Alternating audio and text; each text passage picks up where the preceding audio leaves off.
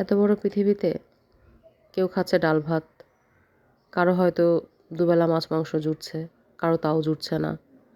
কেউ খাচ্ছে বুফে, প্লেটের পর প্লেট খাবার নষ্ট করছে। বিয়ের দাওয়াতে গিয়ে নিজের খাওয়ার সক্ষমতাটা বাচ্চাদের খাওয়ার সক্ষমতা না বুঝে বেশি বেশি খাবার তুলে নষ্ট করছে। কেউ আবার রেস্টুরেন্টে গিয়ে নষ্ট করছে।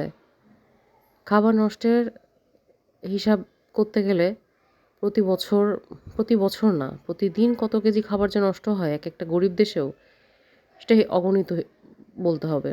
সবার পক্ষে কুকুর বিড়াল পুনর্বাসন সম্ভব না। কুকুর বিড়ালের জন্য খাবার আলাদা করে রান্না করে দেওয়াও সম্ভব না। কিন্তু আমরা তো এইটুকু পারি যে খাবারটা বাড়তি বেঁচে যাচ্ছে, বিয়েবাড়িতে আমরা হয়তো বাড়তি খাবার নিলাম না, রেস্তোরাঁয় আমরা খাবার নষ্ট করলাম না, বা যেটুকু নষ্ট করলাম এখন সব রেস্তোরাঁতেই প্যাকেট করে দিতে বললে কিন্তু প্যাকেট করে দেয়।